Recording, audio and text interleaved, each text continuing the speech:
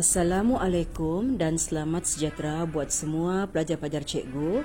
Pada hari ini kita akan bersama-sama belajar berkenaan dengan topik baru iaitu bab 6, ancaman komunis dan perisytiharaan darurat di Tanah Melayu untuk tingkatan 4. Sebelum mempelajari tentang komunis ini, terlebih dahulu pelajar-pelajar kena tahu apa yang dimaksudkan dengan komunis. Komunis berasal daripada perkataan komunisme, iaitu ideologi ataupun fahaman politik sesebuah negara. Komunis ini diperkenalkan oleh Karl Marx dan juga Friedrich Engels. Mereka telah menulis buku yang bertajuk Communist Manifesto dan Das Kapital.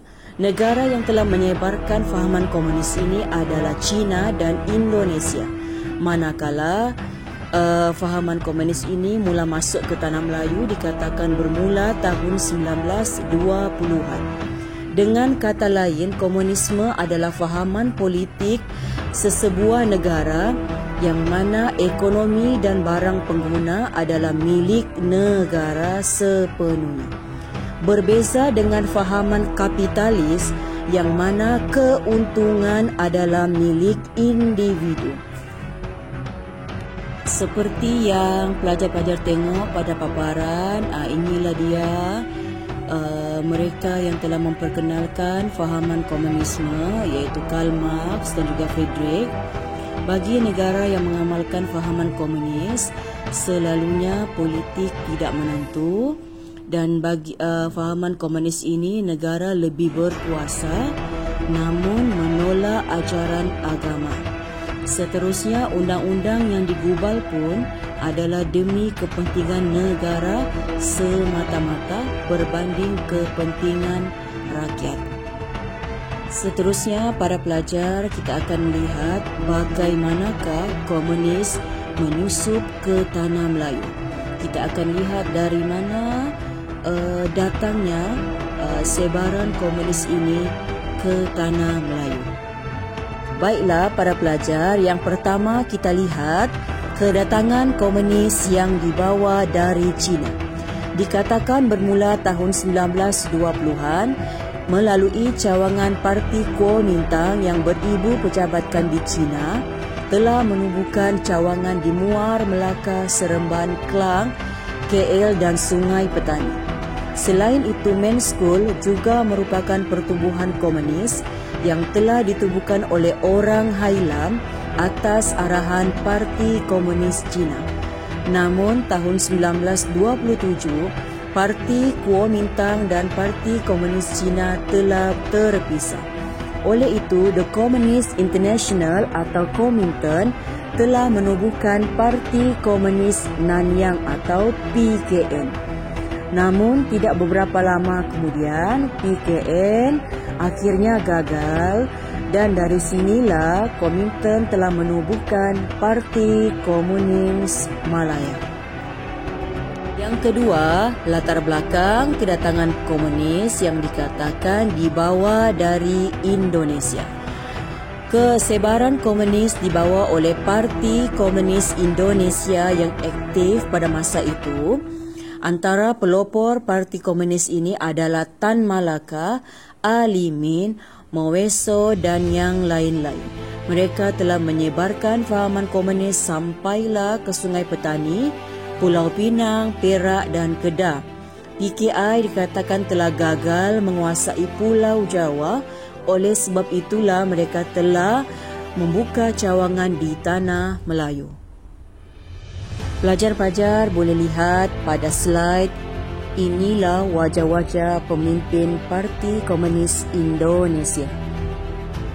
Baiklah, kita akan beralih ke topik penubuhan Parti Komunis Malaya ataupun PKM.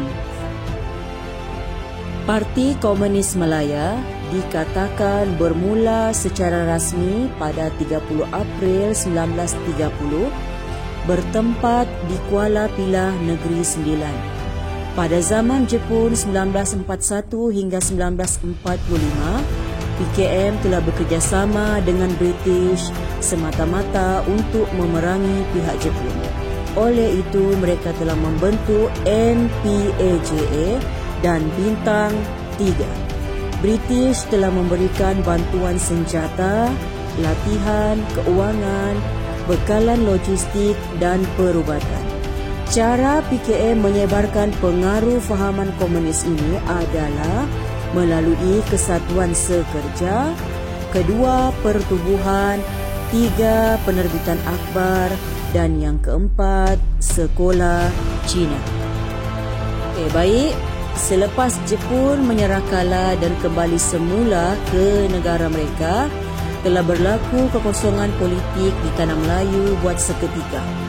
Pada masa itu, British juga lewat kembali ke tanah Melayu. Oleh sebab itulah, PKM menggunakan kesempatan ini untuk berkuasa di tanah Melayu selama 14 hari.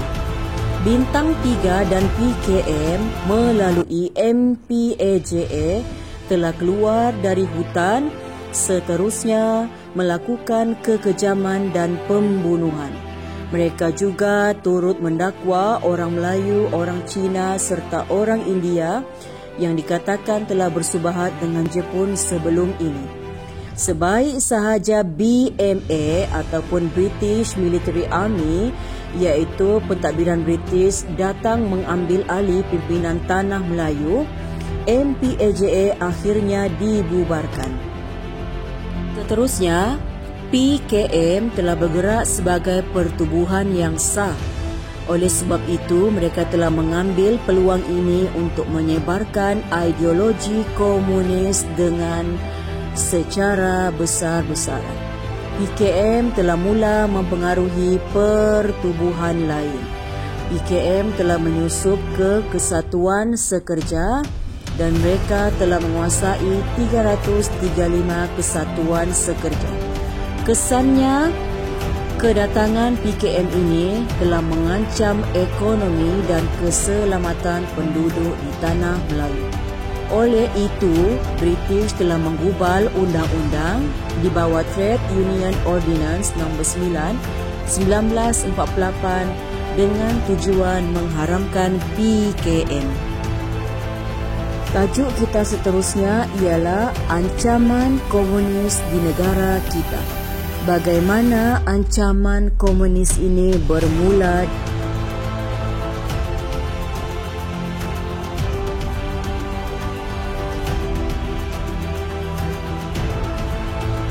Baiklah para pelajar, kita akan teruskan tajuk British Isytihar Darurat.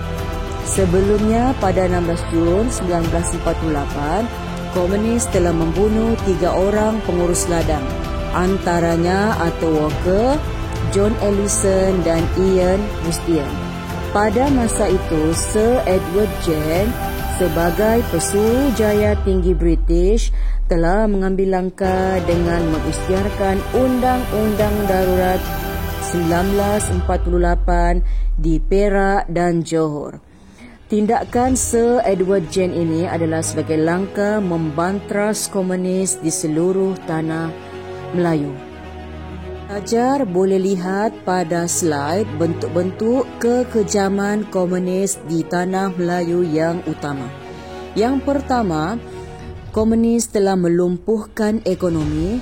Kedua, mereka telah merosakkan infrastruktur. Ketiga, komunis telah mengancam keselamatan penduduk. Dan yang keempat, komunis turut mengancam pasukan keselamatan. Komunis telah mencetuskan huru-hara yang telah menggugat keamanan dan kestabilan tanah Melayu. Kesannya, penduduk tanah Melayu semakin hilang keyakinan pada pimpinan British. Para pelajar boleh lihat bagaimana komunis mengancam penduduk tanah Melayu. Zaman komunis yang pertama ialah komunis telah melumpuhkan ekonomi. Komunis telah mensasarkan ladang getah dan lombong biji timah. Niat utama PKM adalah untuk melemahkan ekonomi British dan mereka telah berjaya menyerang 80 lombong biji timah di Perak, Selangor dan juga Negeri Sembilan. Selain itu, komunis turut merosakkan pokok getah, kilang estet, rumah asap, rumah kongsi, kedai serta sekolah. Malah, yang paling teruk adalah mereka telah membunuh pekerja lombong dan juga ladang.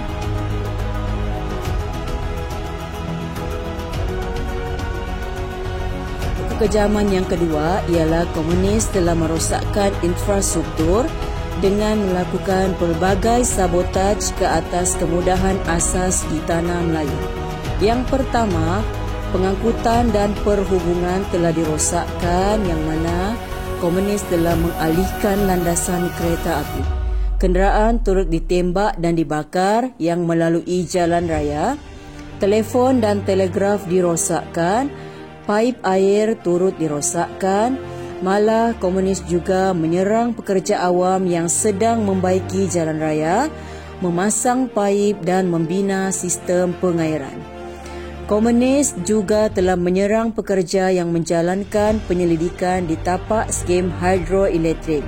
Kesimpulannya, infrastruktur pada masa itu tidak dapat diselenggara.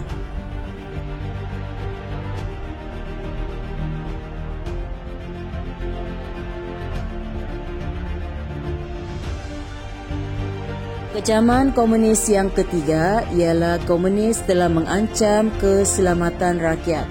Komunis telah melakukan pelbagai tindakan ganas, antaranya mengugut, sabotaj, menyerang, malah melakukan kekejaman, menganiaya dan menculik. Komunis turut merampas harta benda dan membakar harta benda. Komunis seterusnya telah membunuh sesiapa sahaja yang tak berikan kerjasama pada mereka. Komunis telah mencampak bom tangan di Sium Sikas Kampar Perak dan telah menyebabkan 46 cedera dan 4 orang mati.